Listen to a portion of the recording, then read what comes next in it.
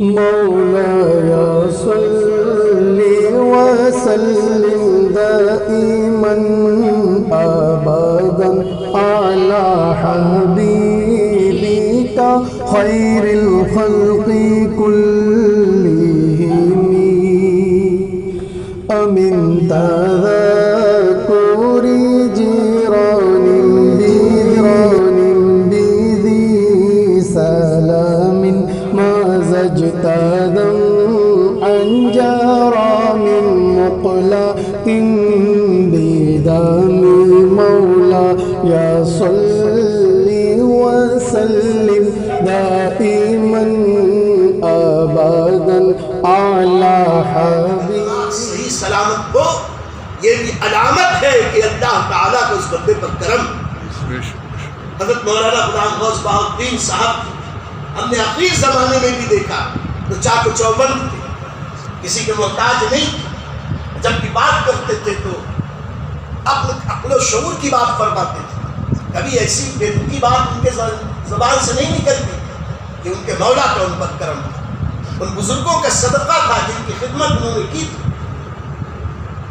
تو 1940 میں اس دنیا میں تشریف لانے والے جب کچھ بڑے ہوئے تو سماج کے ماحول کے معاشرے کے دستور کے مطابق اسکول میں داخلہ ہوا. چند سال انہوں نے اسکول کی تعلیم حاصل، پھر اس کے بعد بمبئی کے انجمن اسکول، انجمن ہائی اسکول، انجمن اسلام اسکول ویٹی پر جو وہاں پر داخلہ، وہاں پڑھتے رہے. لیکن یہ بھی ان پر ان کے رب کا کرم تھا. تقریباً 17 سال کی عمر ہوئی، اس کے بعد ایسے اسباب پیدا ہوئے کہ وہ دین کی طرف راغب. 17 سال کی عمر کوئی کم تو نہیں ہوتی. آج کل کے تو 17 سال کے نوجوان ہمارے گھر میں ہنگامہ مچا دیتے ہیں، ہم اکیلے نہیں رہیں گے، اب ہمیں دبیلا کر.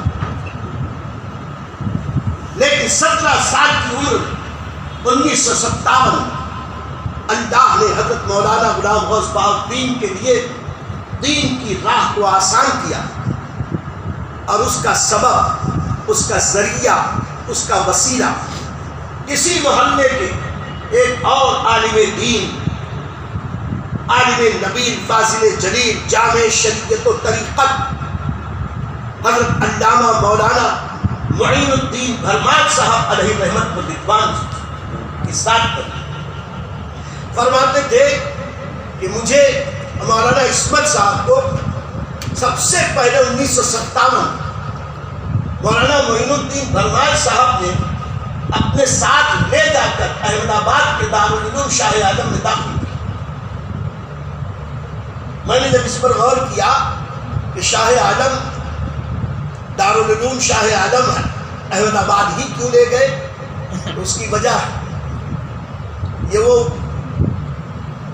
تاریخیں تھیں جب حضرت علامہ مولانا معین الدین بھرماج صاحب علیہ الرحمہ عالم بن چکے تھے. میں قدرے رضا کے وہ بھی ایک میں تھا. بریلی شریف حضرت علامہ مولانا سردار احمد صاحب اللہ علیہ رحمت و رضوان کی درسگاہ کے فیض پائے. سرکار مفتی اعظم ہند کی میخانے سے خوب سیراب ہونے والے حضور حجت الاسلام کی اور حضور اعلیٰ حضرت کے فیضان سے مالا مال ہو کر حضرت مولانا معین الدین بھرماج صاحب بریلی سے بھیونڈی واپس آ چکے، عالم بن چکے. عمر میں وہ ان سے بڑے تھے. وہاں ان کی دوستی مولانا بھرماج صاحب علیہ الرحمہ کے بہت گہرے دوست تھے جو زندگی کے آخری سانس تک ان کے دوست تھے.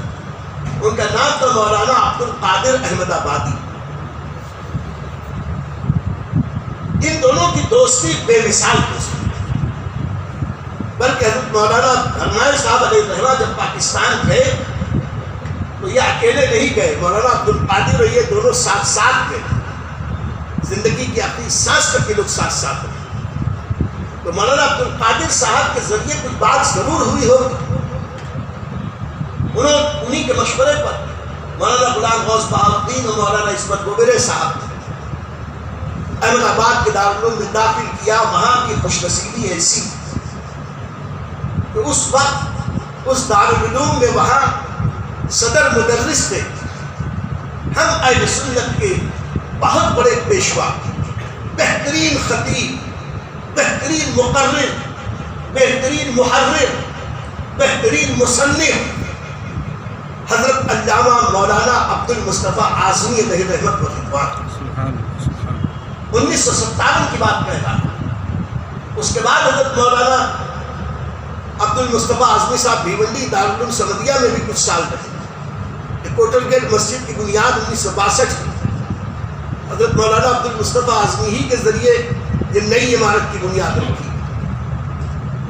میرے پاس کہیں تاریخ بھی لکھی ہوگی کس تاریخ کو کہاں سے کویلو نکال کر اس مسجد کی نئی تعمیر کا انتظام کیا گیا یا شروعات کی.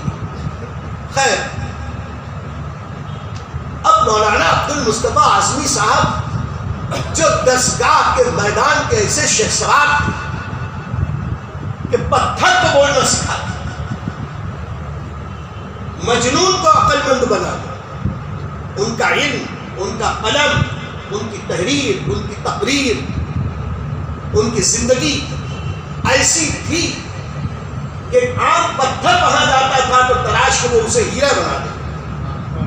ایسے استاذ معظم کی خدمت میں 1 سال رہے اور وہاں پھر حضرت مولانا غلام غوث پر ایک مزید کرم ہوا.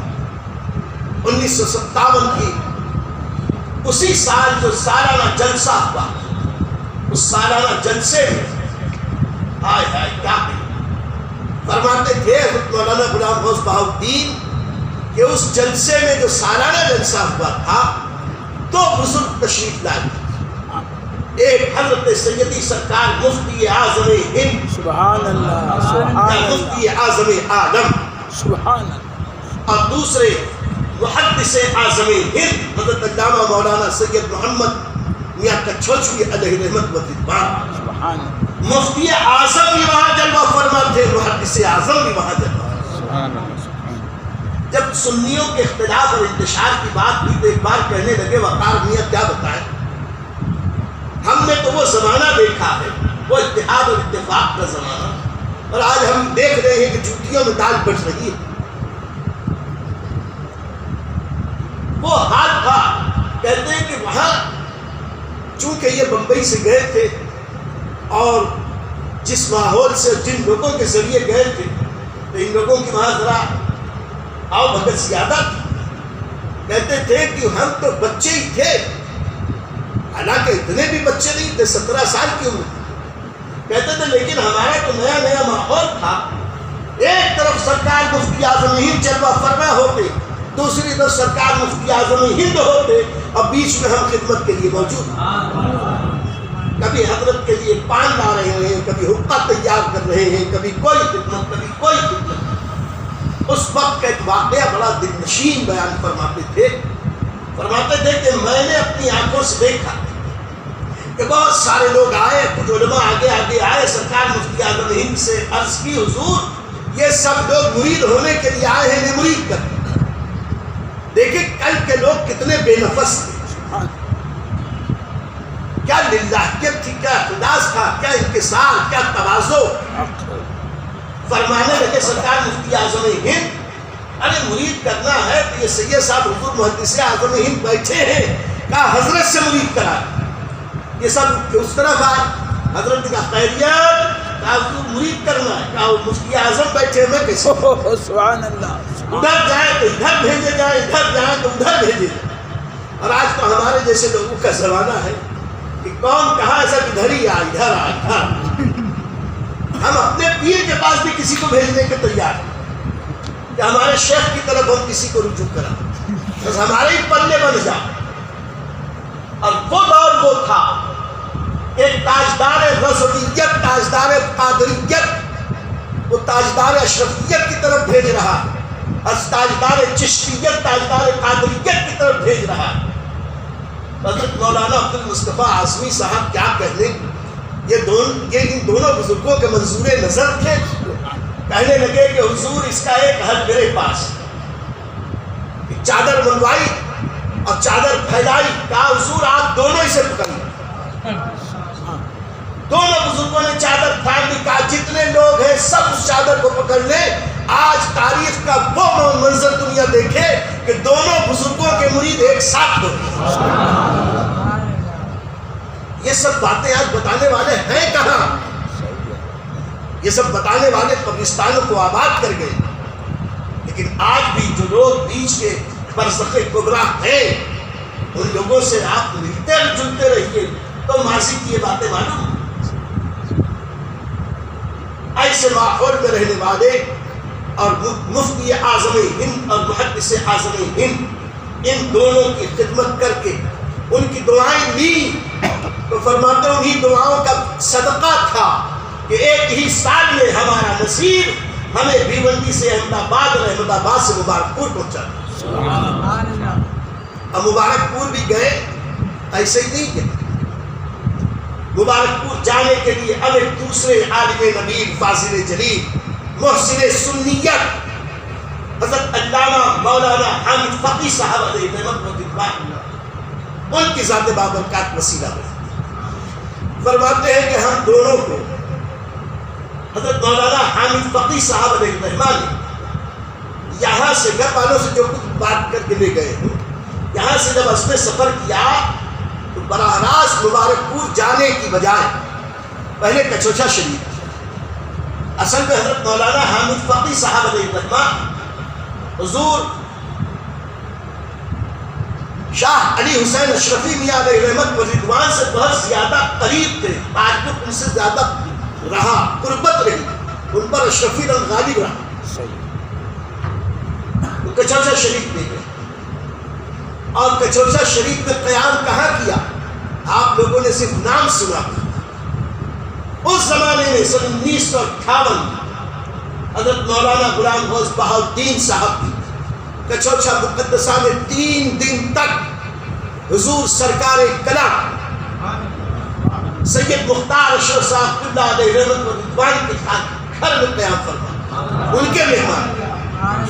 اور فرماتے تھے کہ 3 دن حضرت نے جو ہمیں مہمان رکھا حضرت مولانا حامد فقی صاحب کی وجہ سے یا جس وجہ سے کہیں یا ان کے خاندان کا وطیرہ جس شان سے رکھا, جس عنوان سے رکھا, جن دعاؤں کے ساتھ رکھا. فرماتے ہیں کہ عمر گزری لیکن اس کی حلاوت ابھی بھی ذہن سے گئی نہیں. اور 3 دن کے بعد دعائیں دے کر وہ مبارک پور کے لیے روانہ کیا. اور مبارک پور میں تو میاں جو گیا وہ مبارک واد وہ مبارک ہو گیا. مبارک پور اعظم گڑھ میں ہے. جانے کس نے نام اعظم گڑھ رکھا لیکن ایسا اعظم گڑھ کہ جو مبارک پور جاتا ہے حافظ ملت سے تعلق رکھتا ہے, مصباحیت سے تعلق رکھتا ہے, الجامعۃ الاشرفیہ سے تعلق رکھتا ہے. اللہ مبارک پور کے صدقے اس کو بھی مبارک بنا دیتا اور اسے بھی اعظمیت عطا فرما دیتا. فرماتے ہیں کہ اب تو ایک پیاسا سمندر کے پاس پہنچ گیا, یعنی پینے والے پی پی کے سیراب ہو کے تھک جائیں. میرے حافظ ملت کے فیضان کرم میں کوئی کمی نہیں تھی. کیا نہیں تھا حافظ ملت کی بات کا؟ قادریت, چشتیت, نقشبندیت, سہروردیت, رضویت, اشرفیت, برکاتیت, یہاں سے لے کے وہاں تک سارے روحانی فیضان بھی حافظ ملت کے پاس. اور دینی فیضان کی تو بات ہی کیا, یادگار صدر الشریعت, جانشین صدر الشریعت, اس واسطے سے وہ اعلیٰ حضرت کے فیضان کے پیکر تھے. جب وہاں پہنچے تو آپ سوچیں کہ 18 سال کی عمر میں گئے تھے اور تقریباً 25واں سال لگا تھا تب تک, یعنی 6 سال مبارک پور میں رہا. وہ شہزادہ جو نظام پور کے نازوں پلے ماحول میں رہنے والا, اس وقت بھی الحمدللہ نظام پور خوشحالوں کا محلہ تھا, یہاں کسی چیز کی کمی تو نہ تھی. یہاں پر اس وقت بھی لائٹ بتی تھی، پنکھا تھا، سارے آسائشیں، دنیا کی آسائشیں تھیں. مبارک پور میں اس وقت مٹی کا تیل جلتا تھا، چراغ کی لو میں پڑھائی ہوتی، گرمی میں پسینے سے شرابور ہوتی تھی. ایسے سخت ماحول میں، ایسے سخت منزلوں سے گزر کر، اور کھانے پینے کے لیے وہاں کوئی ڈھابا نہیں تھا، نہ چٹور گلی تھی. وہاں تو کھانے کے لیے وہی دال، وہی روٹی اور چاول، اور دال بھی اتنی پتلی کہ چاہے وضو کر لو چاہے غسل کر لو. لیکن یہ شہادت کہے الفت میں قدم رکھنا لوگ آسان سمجھتے ہیں. مسلمان صندل یہ صحیح نہیں مہکتا، صندل کو پہلے گھسنا پڑتا ہے، جتنا گھسا جاتا ہے تب وہ مہکتا. مہندی ایسے ہی نہیں رنگ لاتی، پہلے تو پاٹن کے بیچ میں پستی ہے، اپنے آپ پر تکلیف برداشت کر کے اپنی نفس کشی کرتی ہے، تب کہیں جا کے دلربا کے ہاتھ لگتی ہے، اس کو سجاتی اور سنوارتی. علم دین آسانی سے نہیں ملتا. بات آئی ہے تو عرض کر، آپ شافعی، امام شافعی رحمۃ اللہ تعالیٰ علیہ، امام غزالی رحمۃ اللہ علیہ، امام نووی رحمۃ اللہ تعالیٰ علیہ، ادی کے بہت سارے اولیاء اللہ فرماتے ہیں بھرے پیٹ میں دین کی تعلیم کی برکت نہیں ملتی، خالی پیٹ سے دین کی برکت ملا کر. آج ہم سمجھتے یہ ہیں کہ یہاں تک وصلے پھر کہیں اللہ. امام شافعی رحمۃ اللہ علیہ 24 گھنٹے میں صرف ایک بار کھانا کھاتے، اور ہمارے یہاں 24 گھنٹے میں 24 بار بھی مل جائے تو ہم نہ نہیں. اور جتنے بڑے بڑے اولیاء اللہ یہ کہتے تھے 24 گھنٹے میں ایک ہی بار کھاؤ، دوسری تیسری چوتھی بار کھانا ان کے نزدیک اسراف تھا، کہ ان کے درجے کی بات تھی، ان کے مقام کی بات تھی. وہ کہتے تھے خالی پیٹ زیادہ دین کی برکت، لذت اور حلاوت ملتی. حضور حضرت علامہ مولانا غلام غوث بہاؤالدین صاحب علیہ الرحمہ 6 سال تک اس ماحول میں وہاں رہے. آپ معمار ملت چینل کو سبسکرائب کریں، لائک کریں، اور اپنے مفید مشوروں سے، کمنٹ سے، مثبت کمنٹ سے ہمیں نوازیں. آپ سے گزارش ہے کہ اس چینل کو زیادہ سے زیادہ سبسکرائب کریں تاکہ ہم ہمارے پیغام کو دنیا کے کونے کونے تک پہنچا سکیں.